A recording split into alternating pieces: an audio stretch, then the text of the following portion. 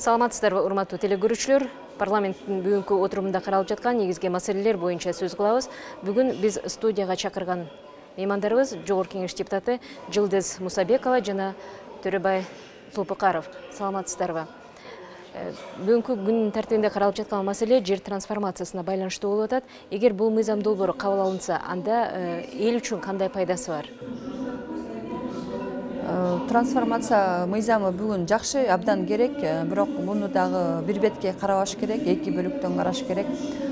Себеби бул трансформациянын артына жабынган чоң жер мафиясы менен алек болгон аферисттер толтура. Ошол эле учурда мына айыл өкмөттөрдө, ушу жаңы конуштарда жана балдар бакчасынын ордун сатып ишкен, мектептердин ордун сатып ишкен дегенде, трансформаторлордун ордун, керек болсо суу, газ түтүкчөлөрдүн үстүн сатып ийген да. Ошон үчүн бул мыйзамды абдан керек. Көптөгөн адамдарыбыз канча жылдан бери ошол өзүнүн жакшынакай мыйзамдуу жерине үй салып алып, бирок документи жок жүрөт да. Бирок ошол эле учурда жанагындай өкмөттүн кызыл сызыкчагада турган мындай колдонулууга берилбеген жерди да басып алгандар бар.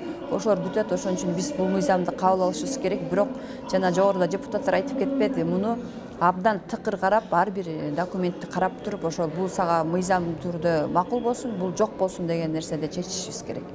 Ошол эле учурда азык-түлүк коопсуздугун дагы эске алышыбыз керек деп сөз болду. Азыр азык-түлүк коопсуздугун сөзсүз эске алышыбыз керек. Бул мыйзам долбоору негизи депутаттар тарабынан 5-чакырылышта көтөрүлгөн да. Эсенгүл Байдалович алып келген, бирок тилекке каршы бул мыйзам өтпөй калган. Бирок ошол эле учурда Жогорку Кеңеш тарабынан биз тапшырма бергенбиз өкмөткө. Өкмөт тарабынан комиссия түзүлүш керек. Ошолор толугу менен ар бир үй бүлөнү конкретно списогі тизмеси менен аныктап чыккыла депчи. Анан кийин бүгүнкү күндө өкмөттүк комиссия жумушчу топ иштеп, ушул мыйзам долбоорун кайра алып келди да. Негизгисине мыйзам бузуулар болгон. Учурунда жер трансформация болбой туруп, жергиликтүү бийликтин шалакылыгынан же болбосо баягы алдамчылык менен ушул жерлер элге берилип кеткен да. Бирок ошол биздин элдерибиздин көпчүлүгү баягы юридикалык билими аздыгынан ошол жерлерге мисалы үчүн толук кандуу жердин документтери бүтпөй туруп, анан кийин үй салып алган да. Бирок акыркы акчаларын да салган да.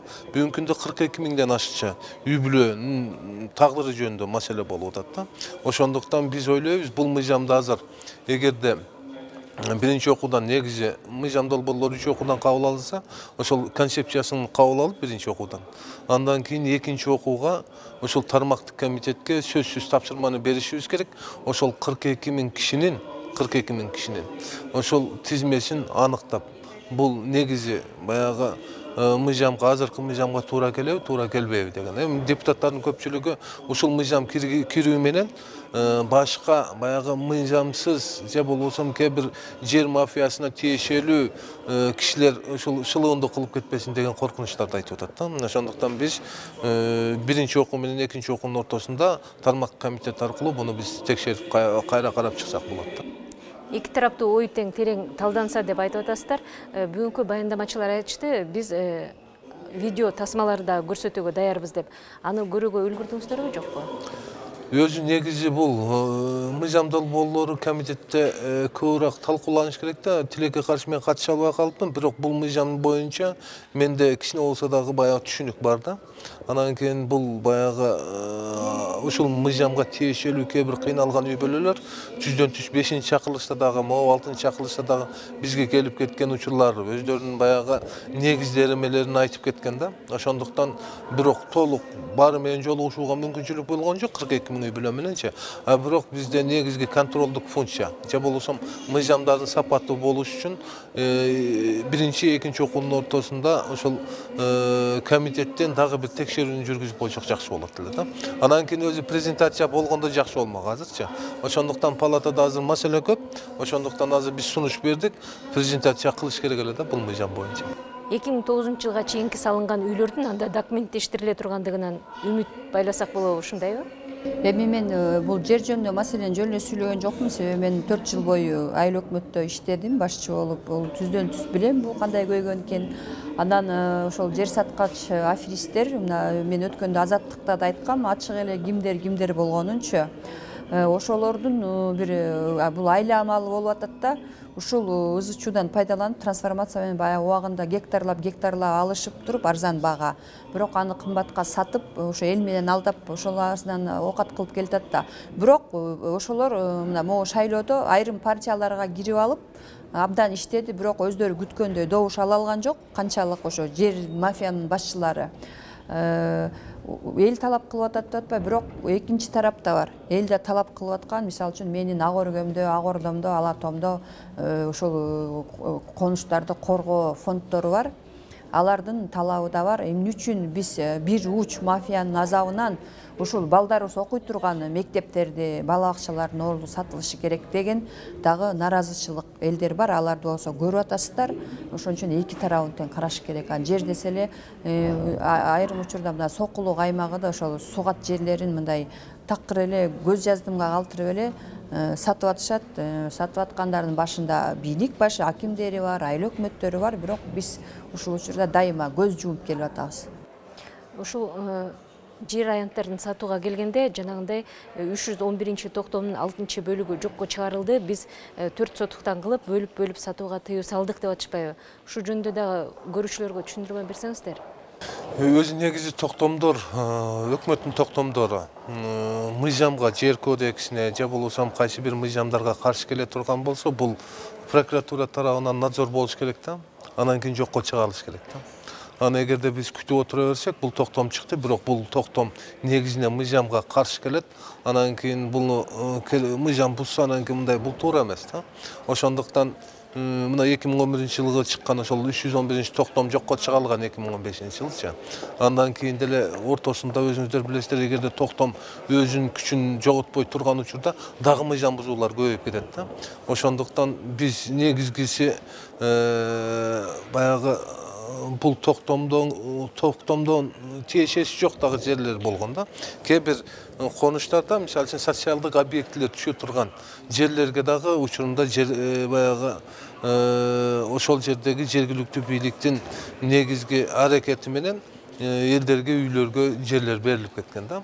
А бүгүнкү күндө азыр мектеп курууга, же болбосо фаптарды курууга, же болбосо дагы бир баягы маданий үйлөрдү курууга жер жок да. Ошондуктан бул маселени эми экиге бөлүп карайлы дейт. Эми экинчи окууга чейин дагы биз кайра карап чыксак болот. Негизинен бул жерде баягы юридикалык билимдин аздыгынан эл баягы эме кылып калбаш керек да. Кыйналып калбаш керек, жабыркап калбаш керек. Негизги азыр жыйындар өтүп атканда сыртта дагы элдин топтому байкалып атат. Булардын койгон талабы кандай болду экен? Сиздер кабар алып көргөн жоксуздарбы? Булар негизгиси баягы азыркы мыйзамды өткөрүү берүүнү колдоп турган эле кишилер да. Анан кийин туура анча-мынча жерде биз азыр эле айтып кеттик, социалдык объектилер түшө турган жерлерге өздөрүнүн үйүн салып алган, бул туура эмес. Бул толук кандуу баягы элдин талабы аткарыла бербейт.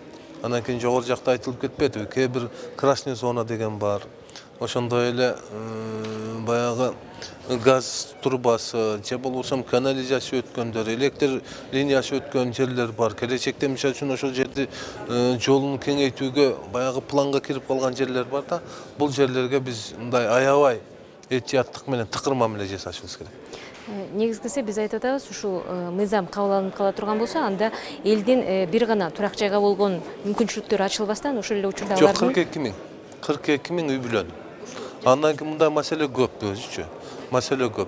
Азыр эле мисалы үчүн бир маселе бар, ТЭС-2.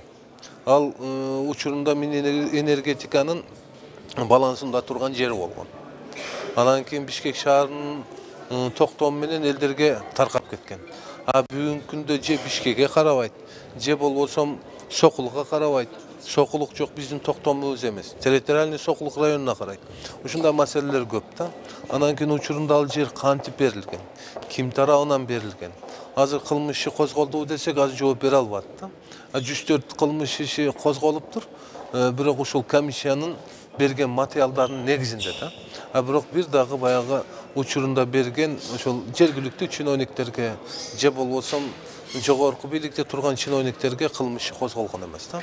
Бул эми бул мыйзам менен дагы биз жогорку кеңештин депутаттары мыйзамдардын аткарышындагы көзөмөлдөө укугубуз бар. Ошонун негизинде биз карап чыгышыбыз керек. Бул жерде айтылып атпайбы, биз жаңы конуштар менен гана чектелип атабыз да, болбосо айыл жеринен, мисалы үчүн Ат башы районунда жылдан жылга калктын саны өсүп атат, балдар чоңоюп үйлөнүп атат. Бир үйдө 7 эркек болсо, 7 эркектин баары аялдар менен бир үйгө жашабайт. Анан ошол губернатордун, акимдин чечимдери, айыл өкмөтүнүн чечимдери менен баягы жер тилкелери бөлүнүп, мыйзамдуу түрдө салынган айылдар бар. Ат башта ар бир айылда ушундай жерлер бар, бирок трансформация боло элек да, биз ошол жагын өзгөчө карап беришибиз керек. Алардын чечими туура, бүт мыйзамдуу, айыл жергелер жакшы эле өздөрүнчө. Биз көбүнчө мына 47, Бишкекте 57 конуш бар, ошо 57 конушка келгенде эле ошол мыйзамсыз иштердин күбөсү болуп калып атабыз да, ошо жана жер саткан мафия аферисттердин иши болуп кетет бул. Рахмат, анда атайын убактыңыздарды бөлгөнүңүздөр үчүн. Парламент бул жолу карап жаткан негизги маселе жер трансформациясына ылайыкталып жаткандыктан ушул ыңгайдагы депутаттардын пикирлери менен тааныштырдык. Суроолорго жооп берген Төрөбай Зулпукаров, ошондой эле Жылдыз Мусабекова болушту.